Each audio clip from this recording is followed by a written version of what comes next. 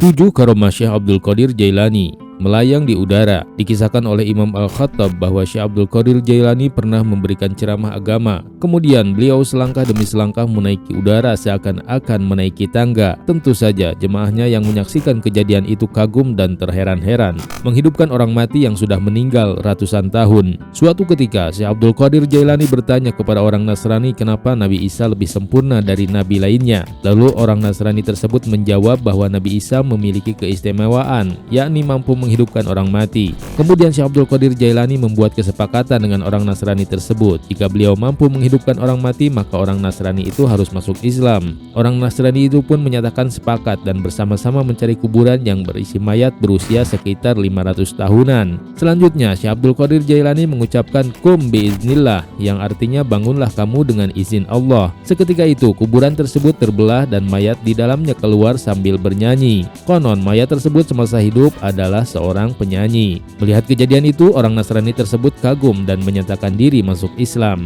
Berpuasa sejak bayi. Sejak bayi, Syekh Abdul Qadir Jailani tidak pernah minum air susu ibunya pada saat bulan Ramadan. Beliau turut berpuasa dan tidak mau makan apapun meski beliau masih bayi. Jin ketakutan. Pada suatu ketika ada seseorang yang mengalami kesurupan. Kemudian orang tersebut dibawa kepada Syekh Abdul Qadir Jailani. Sebelum tiba di rumah Syekh Abdul Qadir Jailani, orang tersebut sudah sembuh terlebih dulu. Hal itu dikarenakan jin yang merasuki orang tersebut ketakutan saat mendengar nama Syekh Abdul Qadir Jailani. Menghidupkan sisa tulang ayam. Saat itu ada seorang wanita yang menitipkan anaknya untuk belajar kepada Syekh Abdul Qadir Jailani. Beberapa waktu kemudian saat menjenguk anaknya, si ibu melihat anaknya kurus karena makanannya tidak layak. Sedangkan Syekh Abdul Qadir Jailani makan enak, yakni daging ayam hingga terlihat tulang belulangnya. Akhirnya si ibu tersebut protes karena hal tersebut dianggap tidak patut. Kemudian Syekh Abdul Qadir Jailani mengucap pada tulang ayam tersebut, kum biiznillah, yang artinya bangunlah dengan izin Allah. Tiba-tiba tulang ayam tersebut berubah menjadi ayam utuh yang hidup dan langsung berkokok. Lalu Syekh Abdul Qadir Jailani berpesan kepada si ibu tadi, jika anaknya bisa berbuat seperti itu, menjadikan tulang ayam kembali hidup, maka boleh makan enak. Sontak si ibu tersebut tersipu malu atas prasangka buruknya kepada Syekh Abdul Qadir Jailani. Berguru kepada Nabi Khidir alaihi salam. Pada saat usianya sudah matang, Syekh Abdul Qadir Jailani didatangi oleh seseorang yang arif. Beliau sesungguhnya sudah tahu bahwa yang mendatanginya adalah Nabi Khidir alaihi salam.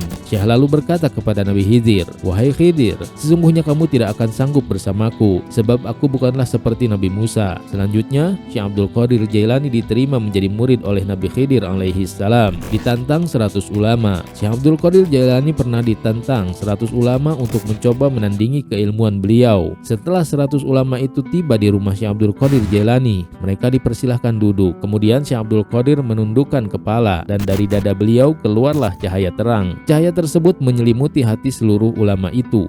Para ulama itu pun kagum dan urung mengajukan pertanyaan kepada Syekh Abdul Qadir Jailani.